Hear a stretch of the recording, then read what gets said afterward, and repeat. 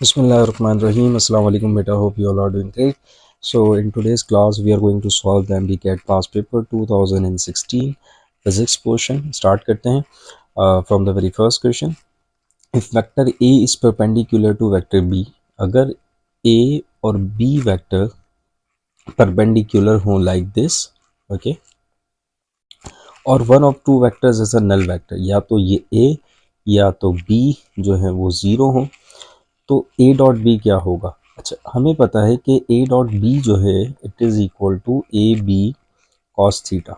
अच्छा, अब थीटा तो हमें कह रहा है 90 डिग्री है, तो कॉस 90 हो जाएगा। अब कॉस 90 बराबर किसके होता है बेटा? कॉस 90 बराबर होता है ज़ीरो के। अब ज़ीरो किसी भी चीज़ से मल्टीप्लाई करेगा तो ज़ीरो, तो A dot B is equal to what मेरा बेटा? It is zero.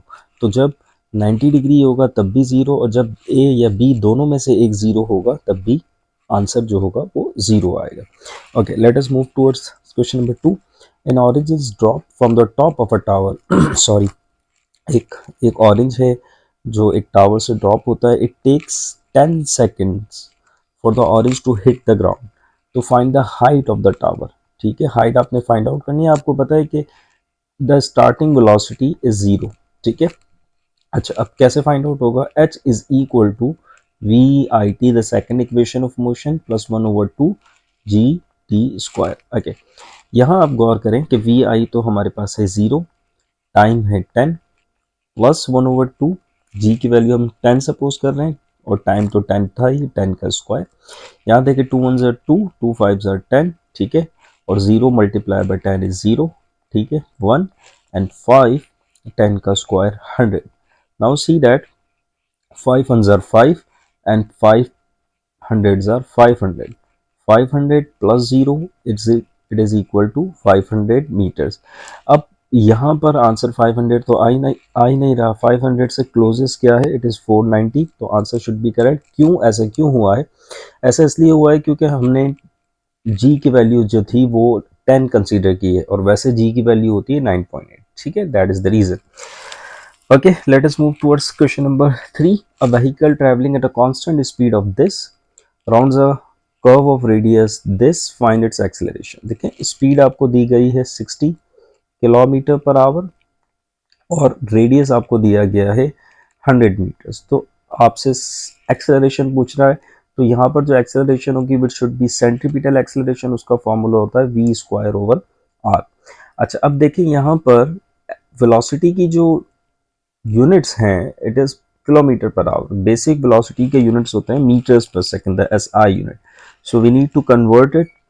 तो हमें पता है कि भाई 1 किलोमीटर में 1000 मीटर्स होते हैं, और 1 आवर में आपके पास होते हैं 3600 सेकेंड्स। तो you just need to substitute 60 multiply kilometre की जगह 1000 मीटर्स, seconds की जगह 3600 seconds. Now see that 10 10 10 and 10 it should be cancelled, so it will be like 600 into 10 meters divided by 36 second. यहाँ पे you can use 6 tables, 6 tens are 60, 6 6 are 36, 10 will multiply with 10, so it should be 100. 100 divided by 6 should be the velocity in meters per second. Okay, अच्छा अब आपके पास जो formula of the acceleration था which was v square divided by r. यहाँ देखें v की value जो थी वो 10 divided 100 divided by 6, it is square divided by the r which is 100। Now see that 100 का स्क्वायर हो जाएगा 10,000, 6 का स्क्वायर 36 डिवाइडेड बाय 100। अच्छा, अब यहाँ now you can see that अगर ये डिवीजन की जगह मल्टीप्लीकेशन हो जाएगा तो ये फ्लिप हो जाएगा, इट शुड बी 1/100। इसको यहाँ सॉल्व करेंगे, 0 से 0, 0 से 0, एंड ये दोनों 0 कैंसिल, तो it should B 100 divided bye 36। 100 divided bye 36 कैसे सॉल्व करेंगे? सबसे पहले it will B 50 divided by 18, तो आपका आंसर हो जाएगा 50 डिवाइडेड बाय 18। अब आप यहाँ एक चीज़ को नोट करें कि यार 50 डिवाइडेड बाय 18 तो नहीं है, यहाँ तो आपके पास डेसिमल में। अब हमें पता है कि यार 50 डिवाइडेड बाय 20 इज 2.5, तो 50 divided by 18 will be greater than 2.5। Greater than 2.5 तो ये लग रहा है, तो B should be the correct answer. Okay, let us move towards the next one. An 80 kg man, एक आदमी है जिसका वजन है 80 kg, runs up a hill through a height of 4 meters in how much time? 3 seconds. How much work done he do against the gravitational force? अच्छा देखिए बेटा, work done का फॉर्मूला होता है एफ डी, ठीक है। अच्छा, अब फोर्स जो है अगेंस्ट द ग्रेविटी, तो force is equal to weight, और जो डिस्प्लेसमेंट कवर होगी horizontal vertical displacement is equal to height, और वेट बराबर होता है एम जी। तो फोर्स की जगह आपके पास हो गया m g, displacement is h. अच्छा, यहाँ गौर करें कि m इज लाइक 80, ग्रेविटी में वापस 10 ले रहा हूँ, हाइट हमारे पास है 4, 80 tens are like 800 multiply by 4, it should be 3200। तो आपका कितना वर्क डन हुआ है? 3200। अब यहाँ गौर करें, 3200 तो आंसर ही नहीं है, it is 3136 should be the answer. अब ऐसा क्यों हुआ है? क्योंकि मैंने कैलकुलेशन के लिए 8 जी की वैल्यू 9.81 की जगह 10 ली थी, ठीक है। तो यहाँ पर अप्रोक्सीमेटली हमारा वही आंसर आएगा, ठीक है। ऐसे मैं क्यों कर रहा हूँ बार बार? ऐसा इसलिए कर रहा हूँ क्योंकि during the exam you do not have the calculator, so you need to understand किस तरह से प्रॉब्लम्स को सॉल्व करना है, just for your practice. A body of mass m, जिसका मास है 0.2 kg, is attach to a spring and placed on a horizontal frictionless table, ठीक है। The spring is stretch 30 centimetre. तो कितनी एक्सटेंशन है? 30 सेंटीमीटर्स है। अच्छा, आपको पता है 30 सेंटीमीटर्स है, मीटर्स में कन्वर्ट करेंगे 0.3 metres. When a force of 6 newton is applied, तो what is the spring constant? आपको पता है Hooke's law, F is equal to K x. अच्छा, F की वैल्यू है 6, K आपको फाइंड आउट करना है, और X है 0.3। 0.3 जब डिवाइड करेगा तो 6 divided by 0.3, how we can solve it? आगे अब आप यहाँ देखें, 6 डिवाइडेड बाय 0.3, 0.3 को मैं ऐसे लिख सकता हूँ 3 डिवाइडेड बाय 10। अब ये डिवीजन है, डिवीजन की जगह मल्टीप्लाई होगा तो it will B 10 divided by 3, ठीक है। 3 1 ज़ा 3, 3 2 ज़ा 6, और 2 मल्टीप्लाई करेगा 10 से तो 20। So what is the correct answer? It is 20, answer D should be correct. Okay, let us move towards the next one.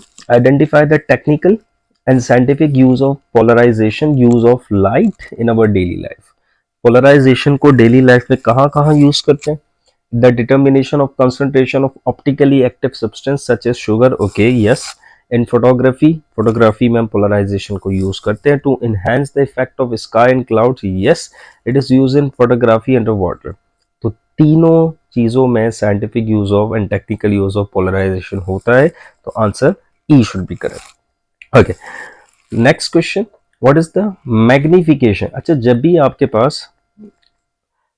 आप प्रॉब्लम सॉल्व कर रहे हैं तो it is important to make a data of it, ठीक है, तो आपकी problem आधी सॉल्व हो जाएगी। What is an object when an object is placed at a distance of 60 centimetre? तो ऑब्जेक्ट डिस्टेंस p होता है which is 60 centimetre from a concave lens.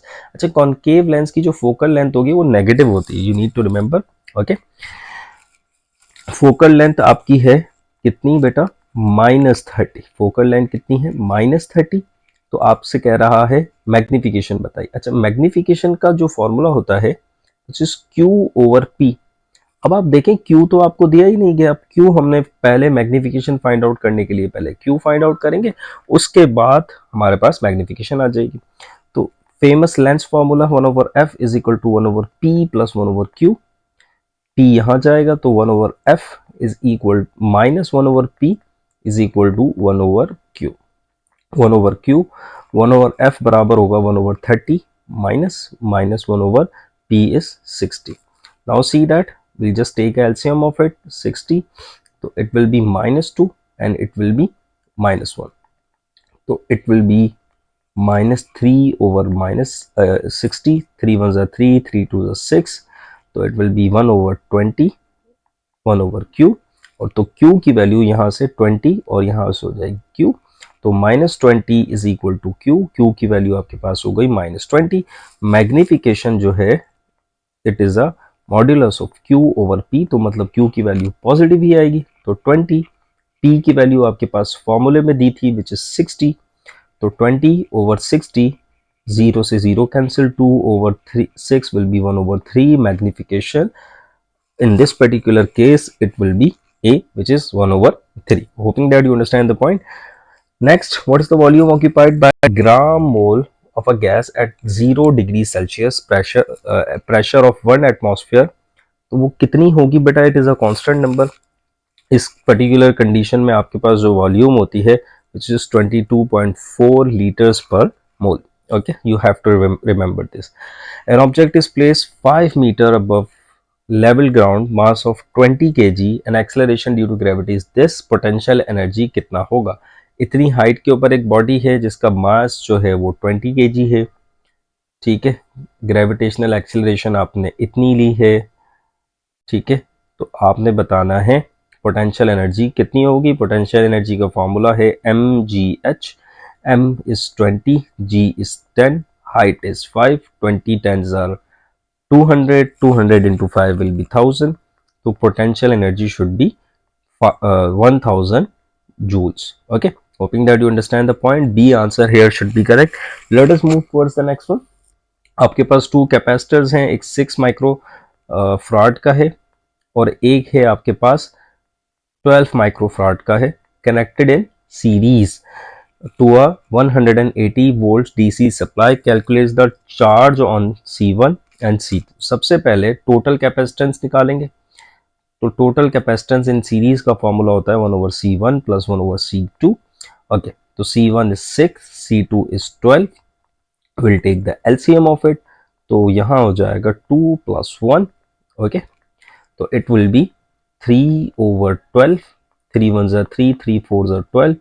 So 1 over C is equal to 1 over 4. Cross multiply कर देंगे. Total capacitance in this particular circuit will be 4 microfarad. अच्छा बेटा, 4 microfarad का basic मतलब क्या है? माइक्रो का मतलब होता है 10 to power -6, तो 4 into 10 to power -6 फराड. अच्छा, अब आपसे कह रहा है कि चार्ज फाइंड आउट करें. तो Q is equal to C V होता है. अच्छा, तो Q C की वैल्यू अभी हमने फाइंड आउट की है 4 into 10 to power -6 और V इस पर्टिकुलर कंडीशन में 180 दिया गया है. तो 720 into 10 to power 6 -6 सॉरी, और चार्ज का यूनिट होता है कूलम. तो this is the total charge in a circuit.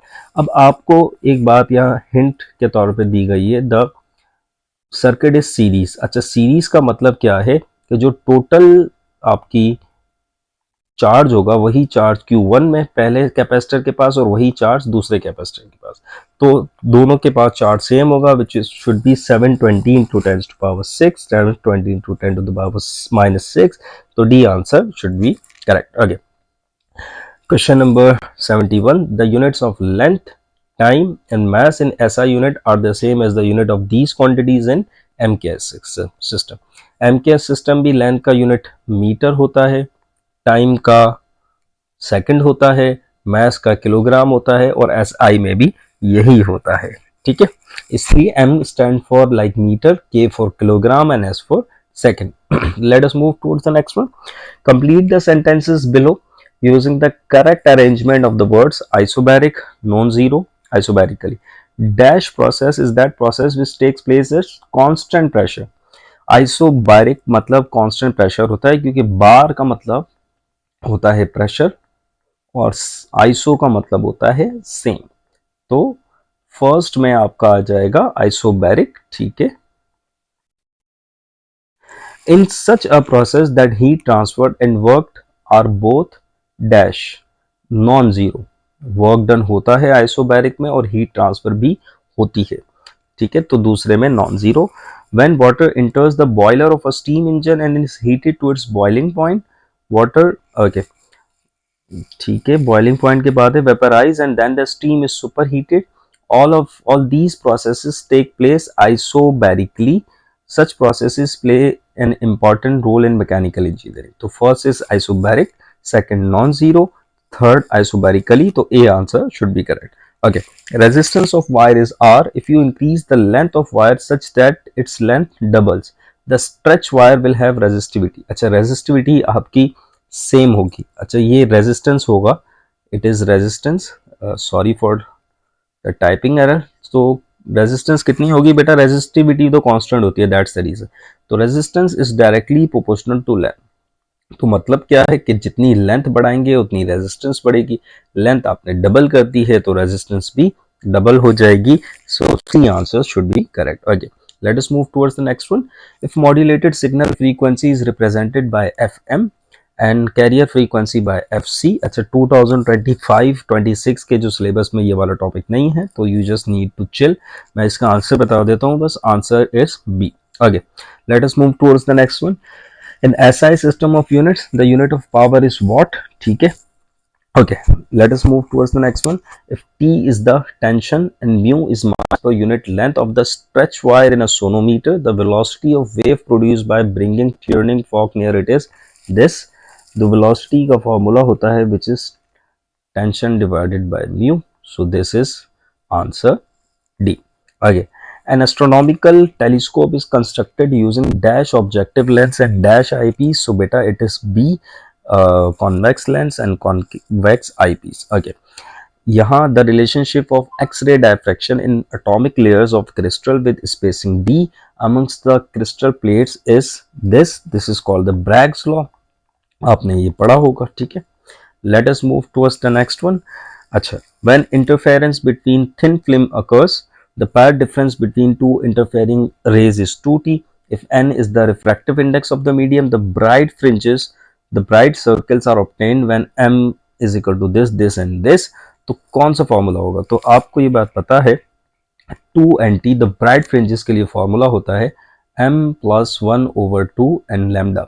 You just need to simplify this formula. It is 2m plus 1 और यहाँ लैम्डा 2 यहाँ डिवाइड कर रहा है, यहाँ पे जाके मल्टीप्लाई करेगा. 2 2 is 4 and t is equal to 2m plus 1 lambda.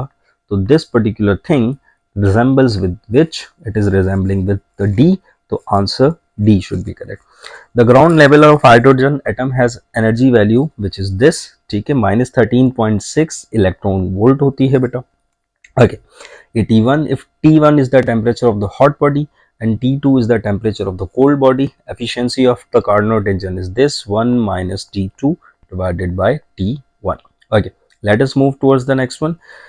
On a Fahrenheit scale, the lower point is marked as 32 and the upper point is 212. The interval between them is divided into how many equal parts? Logical सी बात है, 222 को 32 से minus कर देंगे तो आपके पास answer क्या आ रहा है? 180. So it is like that. ठीक है, ये basically freezing point of water है 32 and 212 is the boiling point of water. ठीक है, hoping that you understand the point. Radioactivity results in ionization in materials. The ionizing power of dash is highest. तो alpha की ionizing power सबसे ज़्यादा होती है. क्यों? क्योंकि उसका मास भी बहुत ज़्यादा होता है, उसका चार्ज भी बहुत ज़्यादा होता है. During the process of nuclear disintegration, when beta particle emission occurs. अब बीटा पार्टिकल दो वजह से होता है, एक तो बीटा माइनस होगा और बीटा प्लस होगा. अब बीटा माइनस कैसे होता है? जब एक न्यूट्रॉन जो है it is converted into the proton और यहाँ पर बीटा माइनस मिलेगा, और जब एक प्रोटॉन एक न्यूट्रॉन में कन्वर्ट हो रहा है तो यहाँ पर आपको बीटा पॉजिटिव मिलेगा. अब आप एक चीज को नोट करें, जब भी बीटा पॉजिटिव या बीटा नेगेटिव मिल रहा है तो आपका एटॉमिक नंबर में तो चेंज आ रहा है बाय 1, लेकिन एटॉमिक मास में चेंज नहीं आ रहा. ठीक है, the atomic number of the atom changes by 1 and mass number changes by 0. तो नो यूनिट्स, तो it is B. Answer B. The radio isotope radiating gamma rays advisable for the treatment of patient need to have a dash half life. shorter half life का radio isotope आप लेते हैं patient को treat करने के लिए. Okay, let us move towards the next one. 4 resistors of 10 ohm. 4 resistor है हमारे पास 10 ohm के are connected in electric circuit in series. The combined effect in equivalent resistance in ohm is, देखो series में जब भी टोटल रेजिस्टेंस होती है वो सिंपल प्लस होती है, R1 प्लस R2, R3 और R4. सबकी रेजिस्टेंस है 10, तो 4 मरतबा 10 को प्लस करेंगे, आंसर आ जाएगा 40 ओम. ठीक है, तो आपके पास आंसर है D. Okay, let us move towards the next one. The study current of 5 ampere is drawn from an electric source working in a voltage of this. The power consume in what is? देखो बेटा, power का formula है voltage into current. Voltage है 100, current है 5, 100 5s are 500, power होगा 500 watts. C answer should be correct. The magnetic field of induction B is measured in units which are equivalent to, अब यहाँ पर you need to understand कि एक से ज़्यादा आंसर करेक्ट हो सकते हैं. इसका आंसर B इज करेक्ट. कैसे? एक आपके पास फॉर्मूला है F is equal to q v B. अब यहाँ देखें फोर्स का यूनिट होता है तो F divided by q v is equal to B. देखो फोर्स का यूनिट है न्यूटन, चार्ज का यूनिट कूलम और इसका यूनिट है मीटर्स पर सेकंड. तो newtons divided by coulomb metre per second. तो ए आंसर तो करेक्ट है. और जो सी है वो कैसे करेक्ट है, वहां आपने लिया F is equal to I L B. तो F divided by I into L is equal to B. F का यूनिट न्यूटन, आई का unit ampere and metre. Newton divided by ampere metre is also correct. So इसका मतलब है B answer should be correct. So ये बात मैं बार बार कह रहा हूँ कि whenever you are solving the paper, जब भी पेपर सॉल्व करें तो सारे ऑप्शंस को देखें. एक्साइटमेंट में नहीं आना कि ये आंसर सही लग रहा है इसको करेक्ट कर दें. Sometimes more than one answers are correct. Remember this is a competitive exam. Okay, which of the following waves are electromagnetic? भाई एक्स रेज आर इलेक्ट्रोमैग्नेटिक. इसका जो हमारे पास इलेक्ट्रोमैग्नेटिक स्पेक्ट्रम है उसमें एक्स रेज. ठीक है. उसके बाद the last question, the spectral series of hydrogen atom. Hydrogen atom है आपके पास, उसकी जो स्पेक्ट्रल सीरीज की लाइंस हैं वो अल्ट्रावायलेट रीजन में कौन सी होती है? बेटा वो लेमन होती है. So this was the last question of 2026 paper. Hope you understand everything. If you have any question let me know. See you in the next video beta.